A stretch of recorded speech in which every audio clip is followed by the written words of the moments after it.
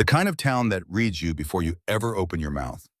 Dusty Creek, Nevada had that quality in the way that only small desert towns do, the kind of place where the population sign on Highway 93 said 900, but everyone knew the real number was closer to 800, and dropping where the same families had owned the same properties for 3 generations, where a stranger parking on Main Street could expect 4 sets of eyes on him before he finished cutting the engine. Rex Donovan had been read by towns like this his entire adult life. He knew the particular weight of that attention. He knew the way it settled on a man like a second coat, heavier than leather, harder to shake than road dust. He had stopped trying to correct the impression years ago. Some things you just carry. He pulled his 2019 Harley-Davidson Road Glide off the highway just past 11 in the morning on a Tuesday in October, the sky over the Nevada desert the color of old bone, the air dry enough to crack your lips if you breathe through your mouth for too long. Behind him, in a loose formation that stretched back a quarter mile, 30 more bikes rolled to a stop.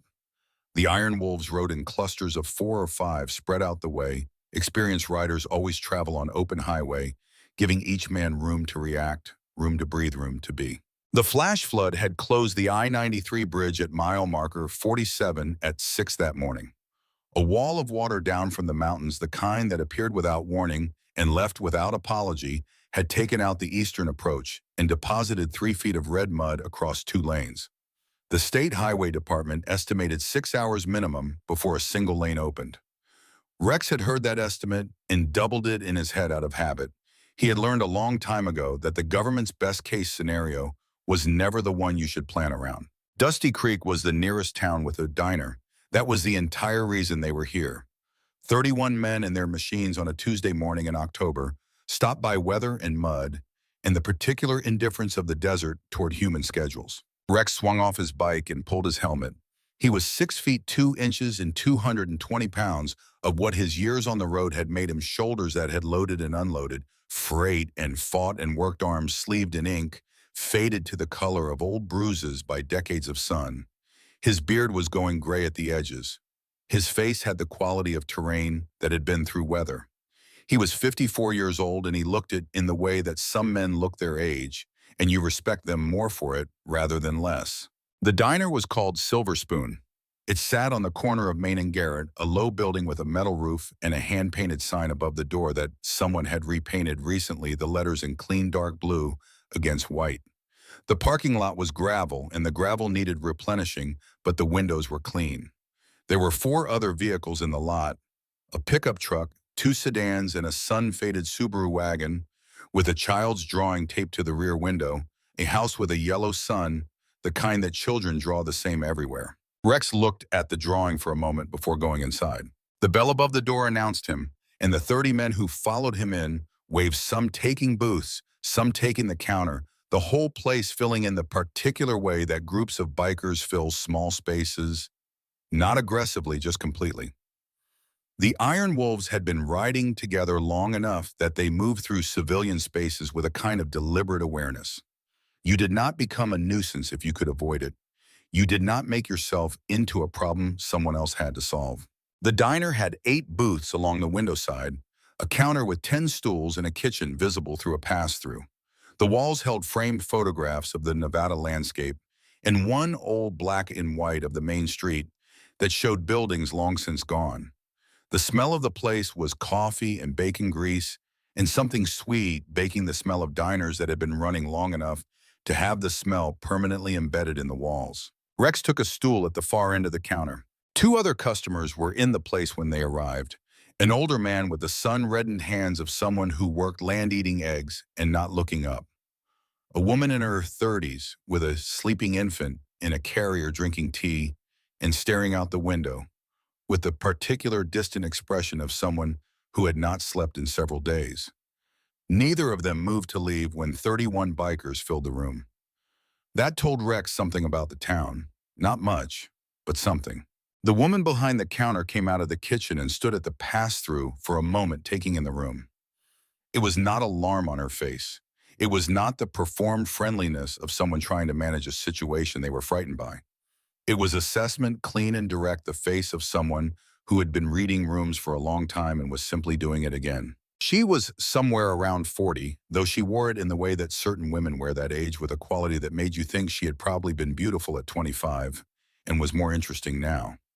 Her hair was auburn dark enough to look brown in the wrong light, pulled back in a knot at the base of her neck, with a few strands loose at her temple. Her eyes when she came down the counter toward Rex were green, the kind of green that made you think of deep river water rather than grass. She was wearing jeans and a white uniform shirt with the silver spoon logo above the breast pocket, and she moved with the practiced efficiency of someone who had memorized every inch of this space and no longer needed to think about it. Her name tag said May. She filled the coffee urn, first checked the cream dispensers, pulled a fresh order pad from under the counter and began working the room. She did not smile any more than the situation required. She did not make small talk beyond taking orders. She wrote cleanly filled coffee cups without overfilling them, called everything back to the kitchen with the shorthand of someone for whom this language had long since become native. She got to Rex last. She stood across the counter from him, looked at him with those green eyes, and poured his coffee before he confirmed the nod. She wrote down the daily special without him ordering it and turned toward the kitchen. Then she stopped. She turned back and reached across the counter and placed her hand flat on the edge of a plate that Lena, the short order cook, visible through the pass-through, had just set in the window. The plate had a slice of apple pie on it. Rex had not ordered pie. May did not look up. She said it quietly, just for him. "Don't eat that," Lena spit in it. "She does it when she is angry at men who don't tip, and she has had a rough morning." Rex looked at her. She was already moving the plate off the window ledge and back toward the kitchen, saying something to Lena in a tone that handled the matter without making it a scene. Rex looked at the pass-through. Lena was watching him with the flat attention of someone waiting to see how a man reacted to being corrected. Rex held her gaze and nodded once the nod that meant understood and no hard feelings. Lena's expression shifted about 2 degrees towards something that was not warmth exactly, but was the absence of hostility, which in Rex's experience was often more useful. He drank his coffee and thought about what he had just seen. May had placed that hand on the plate without calculating whether a man who looked like Rex Donovan would take offense at being redirected by a waitress he had never met. She had just done it because it was the right thing in that moment, and the ease of it told him it was not a calculated risk. It was simply her nature. She operated from a sense of what was right, and she did not stop to check whether that was going to cost her anything. He had known very few people in his life about whom that was true. He was on his third coffee when the bell above the door opened again and cold air came in with it. The man was in his late 40s. He wore a gray suit that fit well enough to suggest it was not off the rack, and he carried a leather briefcase that had not been bought at an airport gift shop. His shoes were clean, which in a gravel parking lot in a desert town meant he had stepped carefully or driven right to the door. His hair was dark and cut short, and his face had the quality of a face that was used to persuading people. He was not a large man, but he was precise in the way of someone who had learned that precision was more effective than size. He did not look at the bikers when he came in. That, too, was deliberate. The natural thing when you walk into a room full of men who look the way iron wolves look is to register them. Even if you keep your face neutral, your body does something. Your step shortens, your shoulders come up. This man did none of that. He had either rehearsed walking through this door, or he had been expecting the room to look exactly this way. Rex watched him take the booth in the far corner, the one with the best sight lines and the most shadow. May came out of the kitchen with a tray of orders. She worked 3 tables before she got to the corner booth. When she did, the man in the gray suit said something to her. Rex could not hear the words, but he watched May's hands. They stopped. Not for long, half a second, maybe less. But Rex had been watching her hands work for 20 minutes, and he knew what they looked like in their ordinary motion, and this was not that. She took the order and turned away and went back toward the kitchen, and she did not look at the corner booth again. Rex put his coffee down. 20 minutes passed. May came out of the kitchen twice and went to tables on the window side and did not approach the corner booth. The man in the gray suit drank his coffee and waited with the patience of someone who had done this before and knew patience was the most effective tool available. On her third pass, May went to the corner booth. Rex watched the man in the gray suit push a plain white envelope across the table with one finger. He watched May look at it. He watched the man speak again low and even the controlled reasonableness of a man who had prepared what he was going to say. May picked up her order pad. She wrote something down. She tore off the ticket and put it in her apron pocket without handing it to anyone. Then she walked the length of the diner and went through the kitchen door and did not come back out for 5 minutes. Rex was watching the corner booth when Patty came out of the back. Patty was the owner. He had gathered this from the way she moved through the space, the ownership in her step, the slight possessiveness with which she handled the cash register. She was 62 or so, heavy-set with dyed red hair, going gray at the temples, and the expression of a woman who had run a small business long enough to have opinions about almost everything and keep most of them to herself. She came to stand near Rex and refilled his coffee without asking. He said that man a regular. Patty looked at him without quite looking at him, the way experienced diner people look at things by looking adjacent to them. She said, "First time I have seen him, but he is the third person this week to come in asking for May specifically." The other two did not stay long. Rex nodded. He turned his coffee cup on its saucer once. He said she'd been here long. Patty said 11 years. She has a daughter in the 3rd grade and she works 6 days a week and she does not need whatever's in that envelope. Rex did not say anything to that. He drank his coffee. When May came back out of the kitchen, her face was composed. She was good at keeping it composed, but her movements had changed very slightly. The efficiency was still there, but underneath it was something else now, a deliberateness that looked like someone being very careful not to let their hands do anything their mind had not approved first. At 1:30, the man in the gray suit left the envelope on the table, placed a $20 bill beside it, and walked out without finishing his coffee. He did not look at Rex on his way out. He got into a black SUV parked at the far end of the lot and did not drive away immediately. Rex watched the SUV through the diner window. He had seen patience like that before, not the patience of someone waiting for a bus, the patience of someone maintaining a position. The afternoon moved through its ordinary business. The lunch rush came and went, which in a town of 800 meant 8 or 10 tables turning over, and the Iron Wolves ate and drank coffee and kept their voices low. Boone, Rex's closest brother in the club, came and sat beside him at the counter for a while. Boone said bridge situation. Rex said probably overnight. Check the motel on 93. Boone went. Rex stayed. He was watching May clear a table on the far side of the room when he noticed her talking to the young woman with the sleeping infant. The conversation lasted less than a minute. May took a folded piece of paper the woman passed her and put it in her apron pocket without looking at it. Then she went back to work as if nothing had happened. Rex filed that away. At 4 in the afternoon, the last non-Iron Wolves customers were gone and May was rolling silverware into napkins for the evening setup. Rex had been nursing coffee since 11. He was not a man who overstayed without reason, and he had stopped trying to convince himself there was no reason he was still here. He said to May when she came to refill him, the man in the gray suit, "First time you have seen him." She looked at him. The green eyes did the thing they did, the assessment that did not announce itself. Then she said no. He waited. She said he was at the Flying J on 93 2 days ago when I stopped for gas. He did not approach me then. He watched me pump gas for 4 minutes. Rex said you counted. She said I always count. He said what is in the envelope? She said I did not open it. He said but you know what it is about. She looked at him for a long moment. Outside, the sun was dropping toward the western ranges, and the desert light was turning orange and horizontal, the light that makes everything in Nevada look briefly like a painting of itself.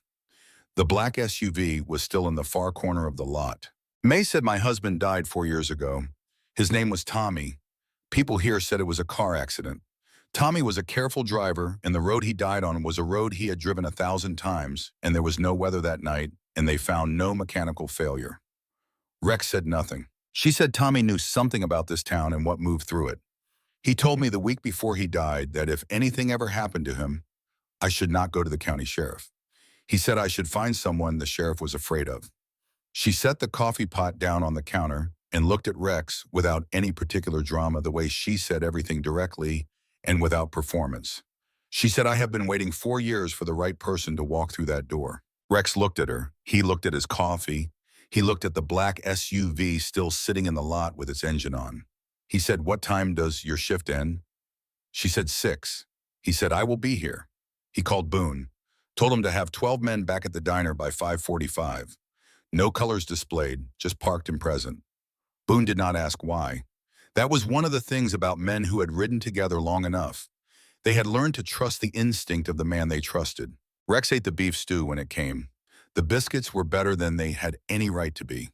He thought not for the first time that this was one of the genuine ironies of his life on the road, that the best food he ever ate came from the places that looked least promising from the outside. At 5:30, a second SUV appeared in the lot, black like the first, parked at the opposite end. Two men in it who did not get out. Rex walked to the window and looked at them.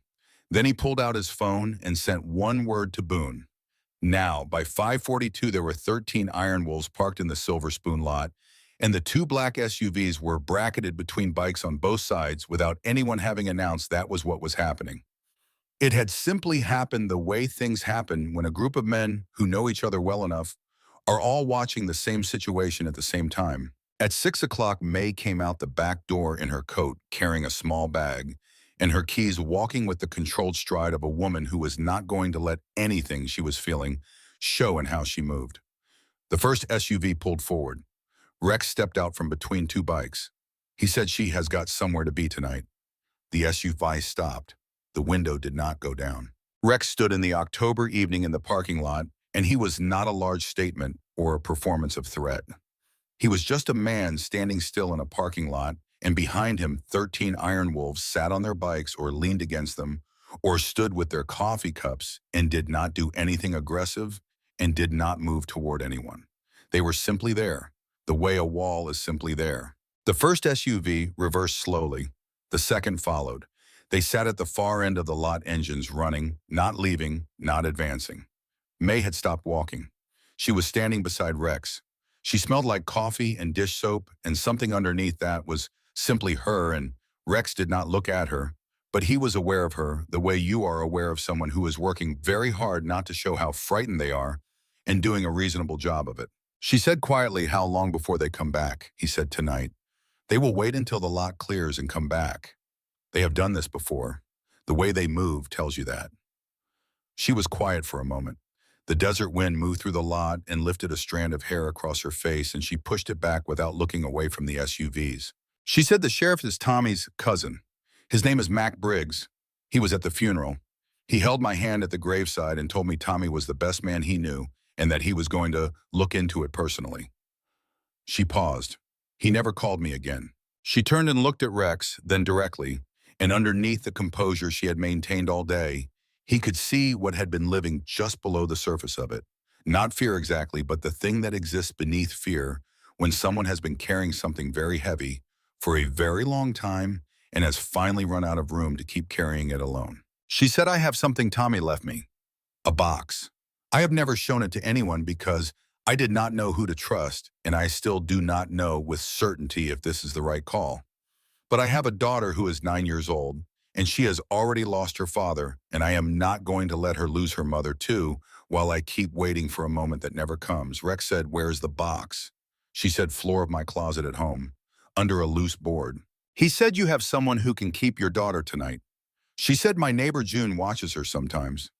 He said, "Call her." May looked at him one more time with those green eyes that had been running calculations all day about whether this was a mistake, and then she took her phone from her coat pocket and made the call. Rex walked to where Boone was leaning against his bike and told him what they were doing. Boone listened. He looked over at May. He looked back at Rex. He said, "You sure about this?" Rex said, "Tommy, Briggs died on a familiar road in good conditions with no mechanical failure, and the county sheriff was his cousin and never made a second call to his widow. The man in the gray suit followed her to a gas station 2 days ago and waited outside her car for 4 minutes without approaching. 2 SUVs are sitting in this lot right now, waiting for us to leave." Boone thought about that for about 5 seconds. He said, "I will tell the others." The 2 black SUVs were still at the far end of the lot as May finished her call and put her phone away. She looked at Rex. He looked at her.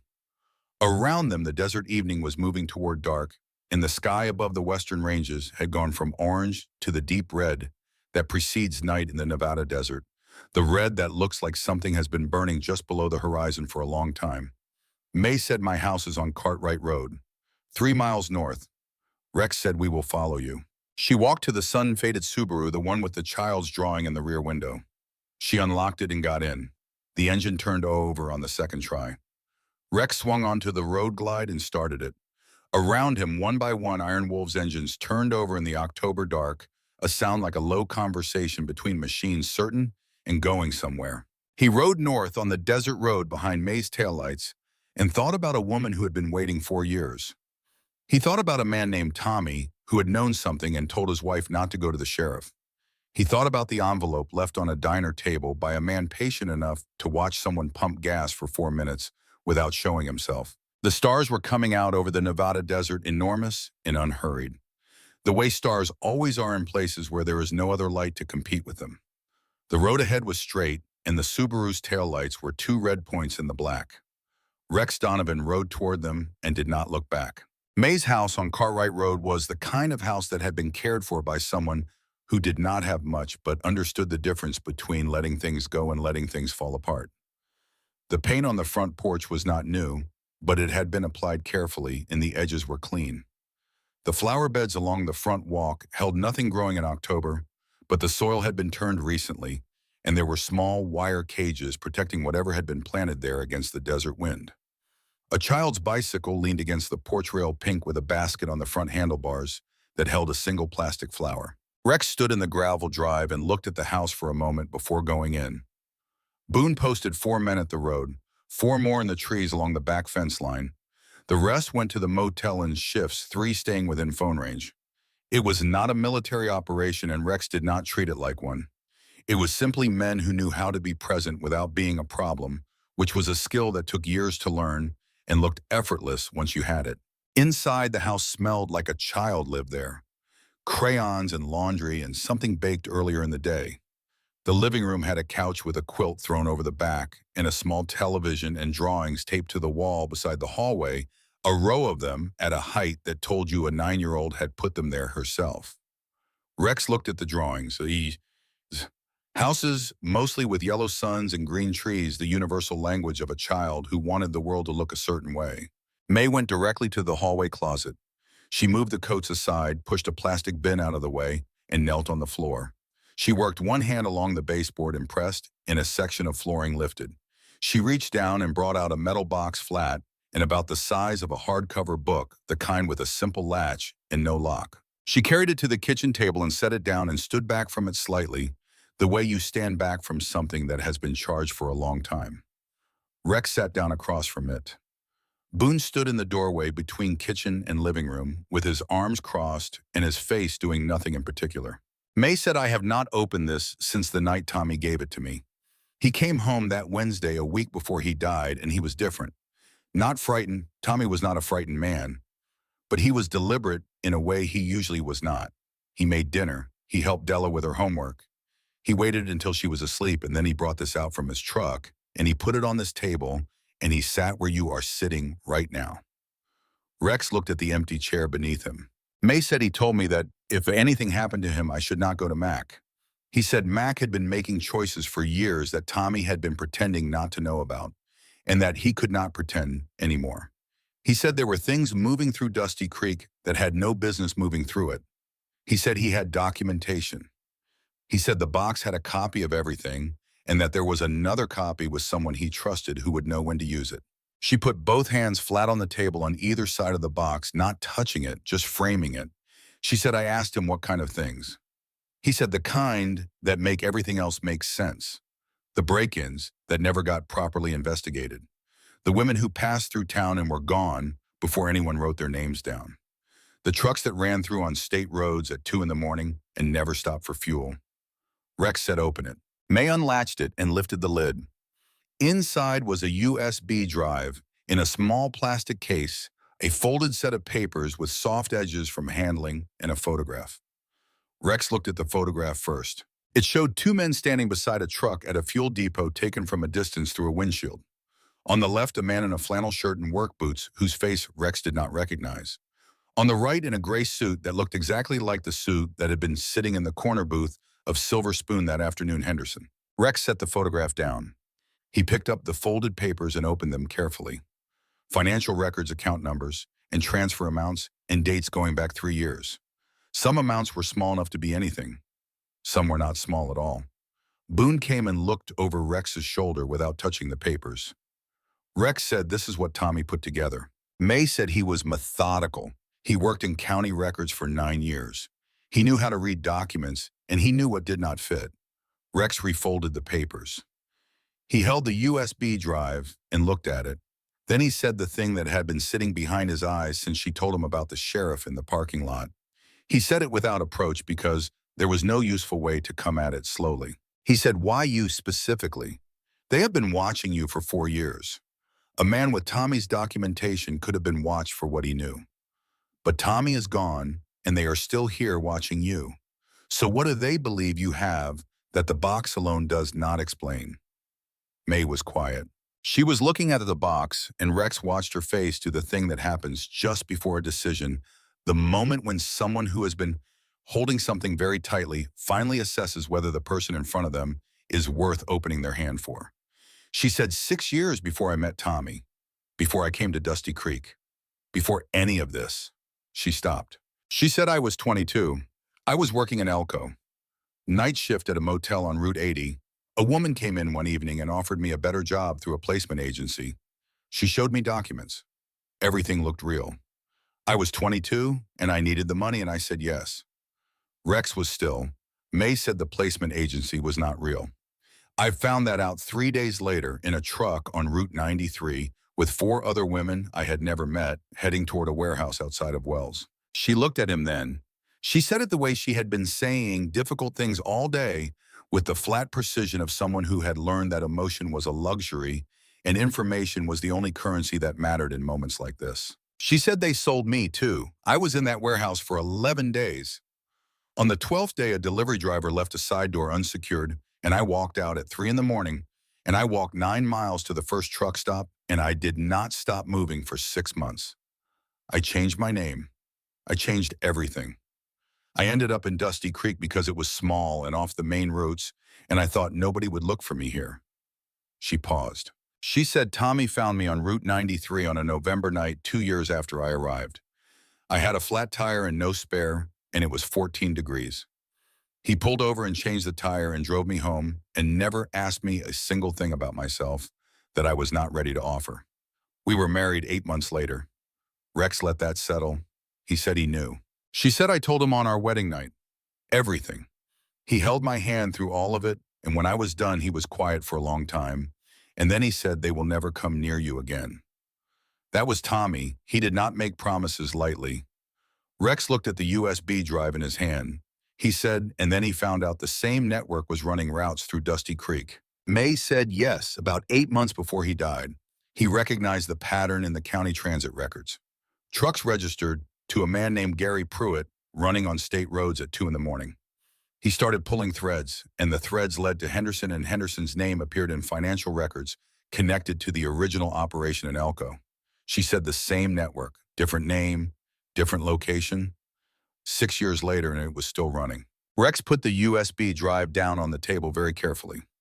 He said, in Mac Briggs, May said Tommy found 2 wire transfers in the county accounts that he could not explain. Small amounts, the kind that do not draw attention. But they moved in a pattern that matched dates when the trucks ran. He believed Mac was being paid not to notice, not directing it, just choosing not to see it when it was useful not to. Boone said from the doorway that is still enough to get a man killed. May looked at him. She said, yes, I know. Rex stood up. He thought about the order of things the way you think about order, when you are trying to find the step that will hold your weight before you commit to it. He said there is a state police barracks in Tonopah, 80 miles north. Not county, not Mac's jurisdiction. May said Tommy said state police. He said if it ever came to it, go to state police, not federal. He said federal took too long and local could not be trusted. Rex said I need to make a call. He went to the back porch. The Nevada night was cold and the stars were out in the way that stars come out in desert places far from city light, which is not the way most people ever see them. He could hear one of the Iron Wolves' bikes idling softly at the road. He stood with his phone and thought for a moment. He called a man named Garrett Flynn, who was not a biker and not in law enforcement, but who had spent 20 years as an investigator for the State Insurance Commission in Nevada and knew everyone in every office that mattered between Las Vegas and Reno. Rex had done a favor for Garrett Flynn's son 4 years ago, the kind of favor that does not go on a balance sheet but also never quite leaves the room. Garrett picked up on the second ring. Rex said, I need a name at Nevada State Police, someone who handles trafficking cases, someone who will not call a county sheriff before they make a move. Garrett was quiet for about 5 seconds. Then he said, how fast do you need this? Rex said, tonight would be good. Garrett said, give me 20 minutes. Rex went back inside. May was sitting at the kitchen table with the box closed in front of her. She had made coffee without asking, and there was a cup across from where he had been sitting. Rex sat down and drank the coffee. It was good strong without being bitter, the coffee of someone who took it seriously. He said, Boone. Boone appeared in the doorway. Rex said, 2 men on the road all night, everyone else within 10 minutes. Tell them we may be here until morning. Boone said, already set. His phone buzzed. Garrett Flynn had sent a name and a number. Captain Louise Adler, Nevada State Police, Crimes Against Persons Unit, Tonopah Barracks. Below the name, Garrett had written one line. She is the real thing. Tell her I said so. Rex showed the phone to May. She looked at the name. She said Tommy mentioned a Louise Adler once. He said she had been trying to build a case against the Wells operation for 2 years and kept hitting walls. Rex said now she has a box. May said, will she come tonight? Rex said, let us find out. He called the number. It rang 4 times and then a woman's voice answered alert in the way of someone who picks up unknown numbers at night, because unknown numbers at night are sometimes the thing that changes everything. Rex introduced himself. He said Garrett Flynn's name. He said, I am sitting at a kitchen table in Dusty Creek, Nevada, with a woman whose husband documented a trafficking operation running through Wells and Route 93 for 3 years before he was killed. I have a USB drive and financial records and a photograph. I also have a situation that will not stay stable past tomorrow morning.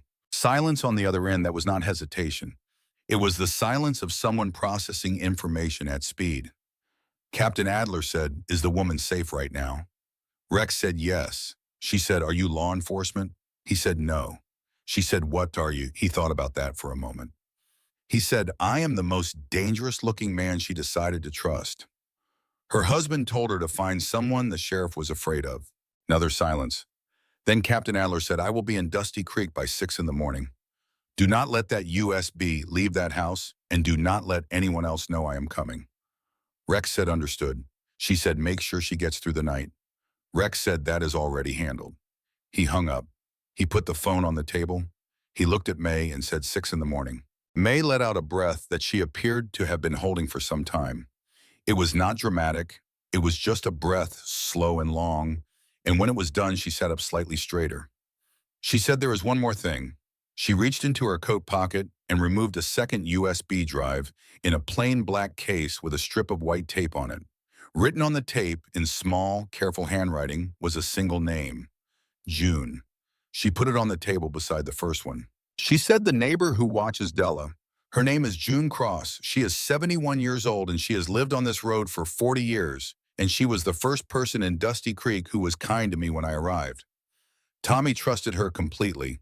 He said she had a copy of everything and that she would know when to use it. Rex looked at the USB drive. He said she has had this for 4 years. May said she brought it to me 2 days ago, the same day Henderson appeared at the Flying J. She said they are moving and you need to move first. Rex picked up both drives and put them in his jacket pocket. He went to the window and looked out at the dark road where one of Boone's men was a shape against the deeper shadow of the tree line. He thought about the shape of what he was looking at. A network running for at least 6 years, maybe longer. A dead man who had known enough to be killed for it. A woman who had been inside the network herself and had gotten out and survived 4 years in the same small town where it still operated. A sheriff who had made his choice and maintained it by doing nothing. Then he thought about something else. He turned from the window and said, the USB that June has. Did Tommy tell you what it contained beyond what is already in the box? May said he said it had names. A full list going back further than the 3 years in the box. Names of people paid, names of destinations, names of people moved. Rex said how far back. May said he said June had contacts in other counties who had been watching the same network under different names for years. He said at least 20 years of documentation. Rex went very still. The kitchen was quiet around him. Outside, the desert night held its cold and its dark and its enormous silence. The coffee was going cool on the table. The metal box sat with its lid closed. He said, I need to talk to June Cross tonight. May stood up. She said, I will call her. While May made the call, Rex went back to the porch. He stood in the cold and looked at the stars, and he was thinking about a number. 20 years. He was thinking about Flagstaff, Arizona, and a girl who was 22 years old and studying landscape architecture and had been the first in her family to get to college. He was thinking about a phone call he had received on a January morning in 2004 that had rearranged the shape of everything that came after it. His sister Margaret had been 22 years old. She had been working part-time to pay her tuition. A placement agency had offered her better work, more money. Everything looked real. Rex had spent 20 years following threads that went cold, 20 years of leads that ended in nothing, 20 years of a particular kind of grief that has no bottom because it has no facts solid enough to push against. He stood on the back porch of May Briggs's house in Dusty Creek, Nevada, and he held the 2 USB drives in his hand inside his jacket pocket, and he thought about the words documented and 20 years and what it would mean if those two things intersected where he thought they might. He did not allow himself to feel that yet. He had learned long ago that feeling something before you knew it was true was the fastest way to destroy yourself. He put it in a box inside himself and went back into the kitchen. May was standing by the phone. She said June is coming. She said she has been expecting this for 2 days. Rex sat back down. He drank the cold coffee and looked at the drawings on the hallway wall, the houses with the yellow suns, and he waited. June Cross arrived at 20 past 10. She was 71 years old, and she was exactly what her name sounded like. A woman made of patience and desert and decades of quiet observation. She was not tall, but she occupied space with the authority of someone who had earned the right to it. Her hair was white and worn pulled back. Her hands were the hands of someone who grew things strong and veined, and she carried a canvas bag over one shoulder that she set on the kitchen table without ceremony. She looked at Rex. She did not look afraid of him or impressed by him. She looked at him the way you look at a truck that has arrived to haul something important, assessing what it could carry. She said Tommy told May to find someone the sheriff was afraid of. Rex said that is what she told me. June said Mac Briggs has been wary of the Iron Wolves since 2019 when your club came through and he tried to hold 2 of your men on a noise complaint and they were out of his jail in 4 hours without him understanding exactly how it happened. Rex said, I remember that. June sat down and opened the canvas bag and began laying items on the table with the methodical precision of someone who had been preparing for this meeting for a long time. A laptop computer, a folder of printed pages, a small external hard drive. She said, I am going to tell you what Tommy knew and what Tommy did not know, because there are things in what I have that he never saw.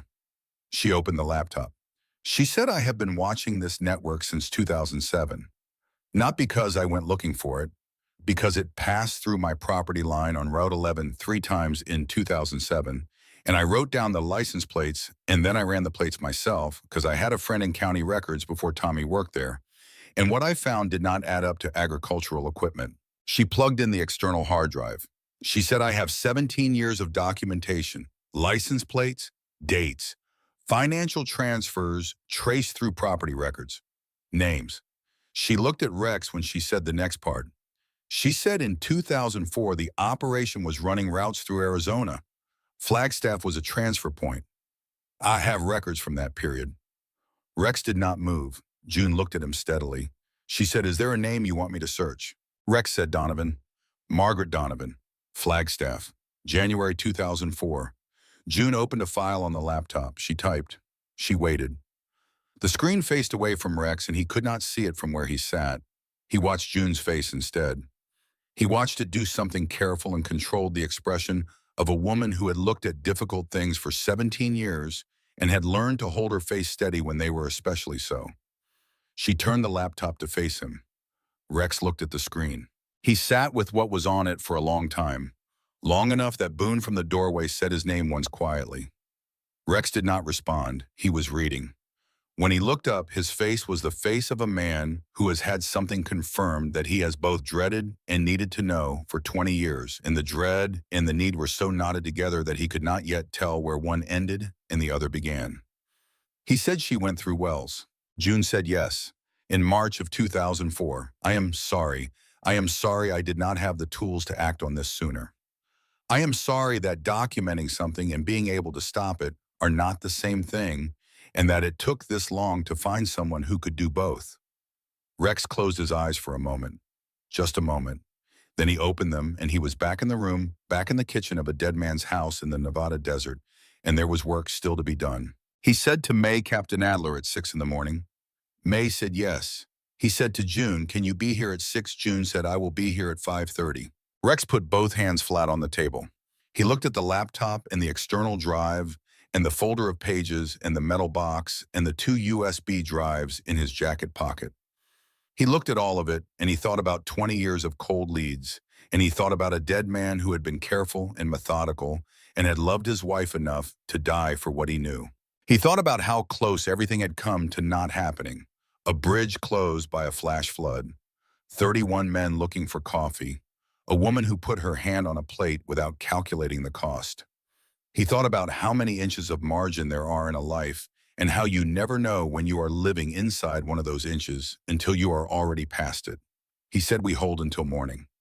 Nobody in the room argued. The night did not move quickly. Rex sat on May's back porch from midnight until 2 in the morning. The desert around the house held its layered stillness, wind and distant sound, and the slow cooling of the earth. He had ridden through Nevada desert enough times to know its night sky, the way some people know a familiar ceiling. Boone came out at 1:30 and sat beside him without being asked. They did not talk for a while. Then Boone said, "You all right?" Rex said, "I found out what happened to Margaret." Boone was quiet. He had known Rex for 19 years. He had known about Margaret for all 19 of them. He did not say he was sorry, and he did not say anything that required a response. He just sat there in the way of a man who understood that sometimes the most useful thing you can offer another person is the simple fact of not leaving. After a while, Rex said she went through wells. March 2004, 2 months after she disappeared. Boone said, "Did June's records say where after that?" Rex said Utah. Then the trail ends. The network changed its routing after 2005. June lost the thread. Boone said, "But you know now." Rex said, "Yes, I know now." They sat on the porch until 2:30, and then Rex went inside and sat at the kitchen table and did not sleep, but was still, which was the closest thing to rest available to him that night. May slept on the couch in the living room for 3 hours. He could hear her breathing slow and even through the doorway. He thought about a woman who could allow herself 3 hours of sleep in a house being watched from the tree line by men she had met 14 hours earlier, and he understood that what that said about her was not recklessness. It was the profound exhaustion of someone who had been holding themselves at full tension for 4 years and had finally allowed themselves to believe for 3 hours at least that someone else was holding the perimeter. He let her sleep. At 4:30, she was up. She made coffee by the small light above the stove without turning on the overhead, and she put a cup in front of Rex and sat across from him, and they drank in the kitchen, dark without talking. Outside, the desert was doing what it did before dawn, the temperature dropping its last few degrees, the stars beginning to lose their sharpest edges as the sky started its long, slow change in the east. At 5:15, June cross-knocked twice on the back door and let herself in. She had the canvas bag and a thermos of her own coffee and a box of pastries from somewhere. She set them on the counter and sat down and opened the laptop and began reviewing her files with the focused attention of a woman preparing testimony, which was exactly what she was doing. At 5:40, Boone knocked and reported the road was clear. Both SUVs had not appeared since the evening before. Rex noted this without finding it reassuring. The absence of the SUVs meant one of two things. Either Henderson had read the situation and was reassessing, or he was positioning somewhere else. Rex had been alive long enough to know which of those was more likely when a man like Henderson was involved. At 6:03, a white Nevada State Police vehicle pulled into the gravel drive. It came without lights and without the performative quality that official arrivals sometimes carry. It pulled in quietly and 2 people got out. A woman in her late 40s in plain dark clothes that said she had dressed for work, not presentation. A man of about 40 carrying a laptop bag. Captain Louise Adler was medium height and lean, in the way of someone who moved constantly, and her hair was dark going gray at the temples in a way she had clearly not tried to address. Her face had the quality of someone who had been doing difficult work for a long time and had reached the stage where the difficulty had become simply the texture of the job rather than a weight she was still learning to carry. She looked at Rex the way June had looked at him the night before, with assessment rather than reaction. She said, "Garrett Flynn says you are a man of your word." Rex said, "Garrett Flynn is generous." She said, "He is precise." There is a difference. She looked at the table at June at May. She said, "I have been trying to build a case against the Wells operation for 3 years. Every time I got close, the source dried up or the route changed." She looked at the canvas bag and the laptop. She said, "Show me what you have." June Cross showed her. It took 90 minutes. June walked Captain Adler and her colleague, whose name was Reyes, and who handled digital forensics, through 17 years of documentation with the methodical patience of a woman who had spent 17 years preparing for exactly this moment. She did not rush. She did not editorialize. She presented the information in chronological order and let it speak for itself. And Captain Adler and Reyes asked precise questions and took precise notes. May sat at the table through all of it and answered questions when they were directed at her with the same flat factual precision she had used since the diner the afternoon before. She talked about Elko. She talked about the truck in the 11 days and the side door and the 9-mile walk at 3 in the morning. She talked about Tommy and what he had found and what he had told her and what he had not told her and why. Rex watched Captain Adler's face when May talked about Elko. He watched it do the thing that happens when someone has been searching for a piece of something and the piece arrives. Not dramatic, just a settling, a small internal click of something fitting where it belonged. At 7:40, Reyes looked up from his laptop and nodded at Adler. At 7:45, Captain Adler said, "This is enough." She said it the way you say something when you mean it precisely. "Not enough to begin. Not enough to hope. Enough," she said to May. "I need you to understand what happens next. We will take custody of all documentation. We will move on Henderson and Pruitt today. The Briggs matter will go to the county attorney. That process is slower and less certain, but it will happen." May said, "Mac Briggs was at Tommy's funeral. He held my hand." Captain Adler said, "I know." She did not look away when she said it. She said, "I am going to do everything in my power to make sure that counts for something in the end." May nodded. She looked at the drawings on the hallway wall, the houses with the yellow suns, and she said, "My daughter is 9 years old. I need her to be able to grow up knowing her father was not wrong." Captain Adler said, "She will know that." Reyes took the laptop and the external drive and both USB drives into evidence with careful documentation. June Cross watched him handle her 17 years of work with the expression of someone handing over something irreplaceable and trusting that the person receiving it understood exactly what it was. Captain Adler set one folder apart from the rest before she packed up. She said, "There is one more thing in June's documentation that I need you to know about before we go." She opened the folder and placed a single page in front of May. A property record from Elko County dated 2001. A name on it. Ray Holden. May looked at the name for a long time without speaking. Adler said, "Your father filed a complaint against Pruitt's operation in 2001 when trucks began crossing his land on Route 11. He documented what he saw and he filed it with the county and he kept pushing it when nothing happened." May said, "My father died in 2003. They said it was an accident, a single vehicle accident on a road he drove every day of his life." Adler said, "Yes, I know." May sat very still. She looked at the property record and then she looked at June Cross, and June Cross looked back at her with the expression of someone who has been holding a truth for a long time and knows the moment has finally come to set it down. May said, "He tried to stop them." June said, "Yes. He saw what was moving through and he tried to stop it, and they could not allow that. 2 years after he was gone, they came back through Elko and they found you." May said, "It was never random." June said, "No, it was never random. You were Ray Holden's daughter and they knew it. Tommy figured that out 8 months before he died. He did not tell you because he was still trying to find a way to prove it that would hold in court, and he did not want you carrying it without the proof to go with it." May looked at the property record with her father's name on it for a long moment. Then she looked up at Captain Adler. She said, "My father was right." Adler said, "Yes, and so are you. And today both of those things are going to mean something." At 9:10, May's phone rang again. She looked at the screen and held it up for Rex to see. The number was not saved, but Rex recognized the Nevada area code and what it likely meant. He took the phone from her hand and answered it. Henderson's voice was careful and controlled in the manner of a man who had spent a career being careful and controlled. He said he wanted to speak to May directly. He said there were arrangements that could be made. He said the situation did not need to go where it was clearly going. Rex said the situation already went where it was going. Several hours ago, Henderson was quiet. Rex said Captain Louise Adler, Nevada State Police, Crimes Against Persons, Tonopah Barracks. She has everything June Cross documented for 17 years and everything Tommy Briggs put in a metal box under a closet floor. He paused. She also has May Holden's testimony.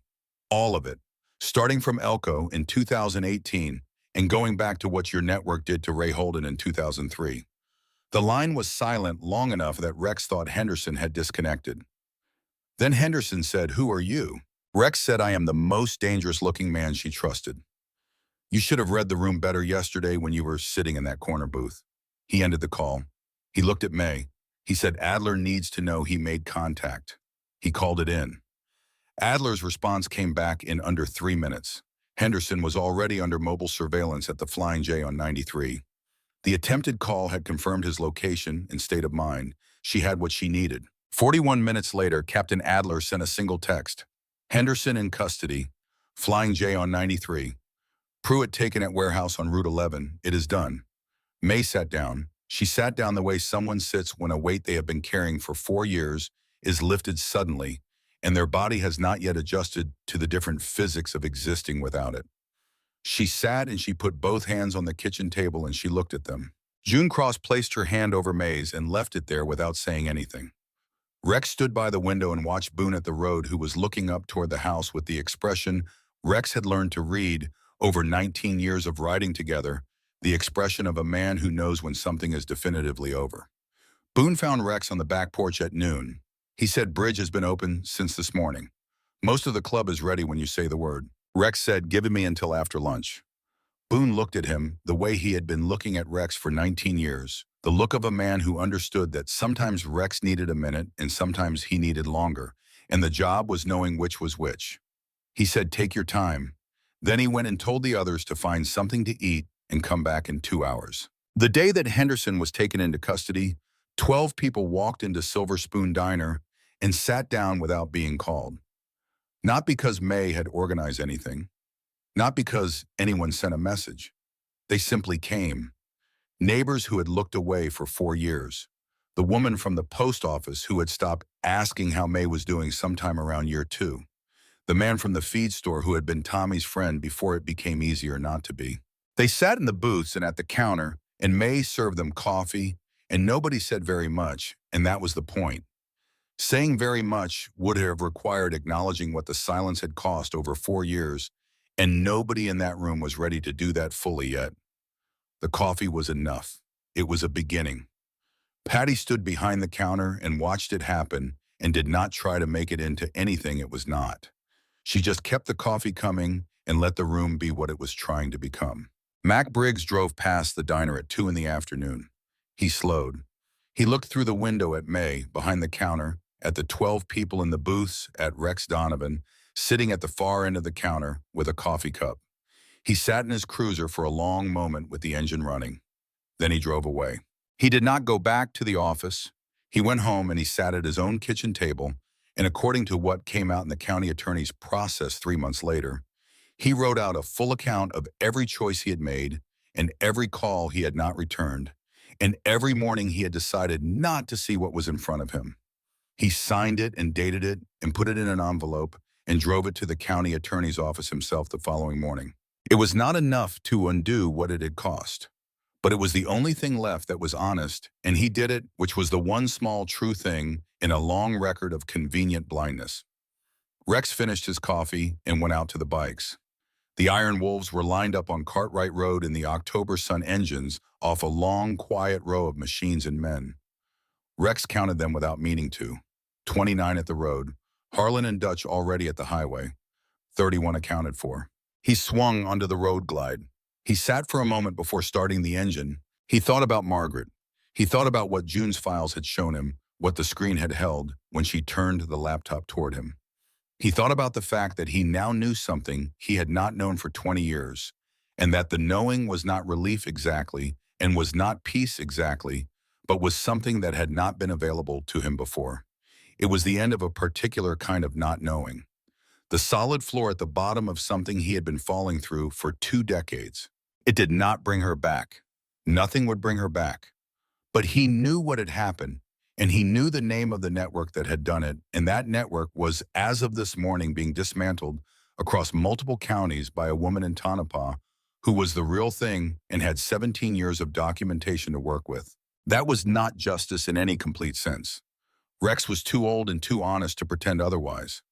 But truth was the thing that made justice possible, and it had come because a dead man named Tommy had been careful and methodical, and because a woman named June had spent 17 years writing down license plates and dates, and because a woman named May had kept a metal box under a closet floor for 4 years, and had been waiting for the right person to walk through a diner door. And because a flash flood had closed a bridge on I-93 at 6 in the morning, and 31 men had needed somewhere to get coffee.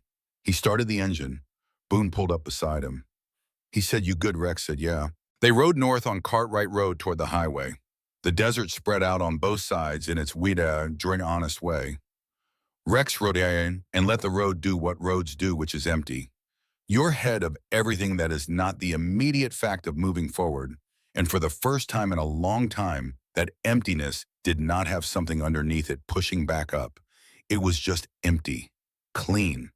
The way a room feels after something heavy has finally been carried out of it.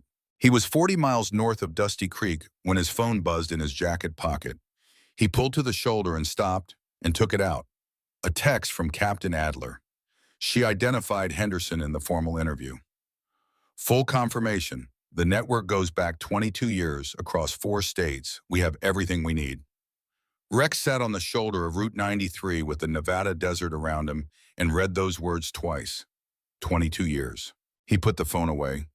He sat with the engine ticking down beneath him, and the sky enormous above him, and the desert going on in every direction without asking anything of him at all. Then he started the engine and rode. 6 months later, a small article appeared in the regional section of the Nevada State Journal, 4 paragraphs, the kind of piece that does not get picked up by larger outlets, but that people in small towns clip out and keep. It covered the conviction of multiple individuals connected to a trafficking network that had operated under various names across Nevada, Utah, and Arizona for over 20 years. It noted that the investigation had been substantially assisted by private documentation gathered over 17 years by a Dusty Creek resident. It did not name June Cross. At June's request. The following Thursday, the Dusty Creek Courier, 4 pages printed every week, ran a piece written by Patty Dern. Patty wrote that they had spent 4 years looking at May Briggs and seeing a widow who could not let go. She wrote that they had been wrong about what May was holding on to. She was holding on to the truth about what happened to her husband and to herself and to her father and to other women whose names the town of Dusty Creek had never thought to ask. She wrote that the rest of them had gotten comfortable with the quiet and that May never had. She had just waited until she had someone worth telling. She wrote one more line at the end. She wrote the man she told was a tattooed biker on a Harley who stopped here because a bridge washed out and needed coffee. We almost turned our backs on both of them.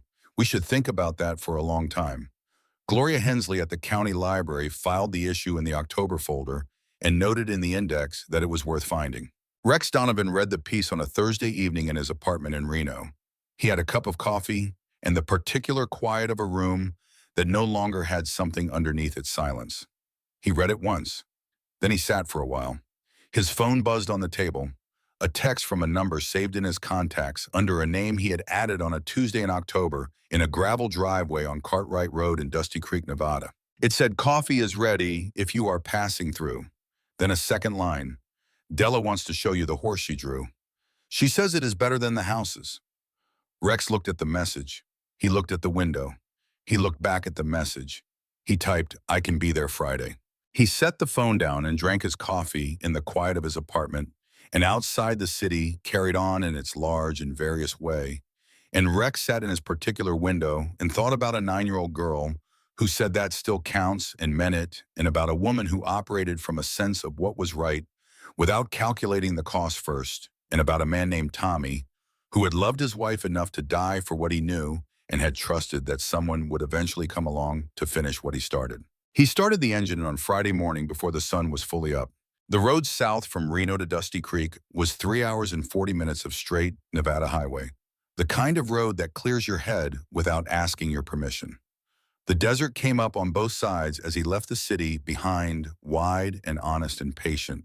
The same desert it had always been, indifferent to everything that had happened in its margins, and asking nothing of the people moving through it except that they keep their eyes on the road and their hands on what they were riding. Rex rode south, and the morning came up around him, and the sky went from gray to gold to the clear high blue of October in Nevada, and the road was empty ahead of him, and he rode toward it the way he had been riding toward things his entire life, without knowing exactly what he would find when he arrived and going anyway.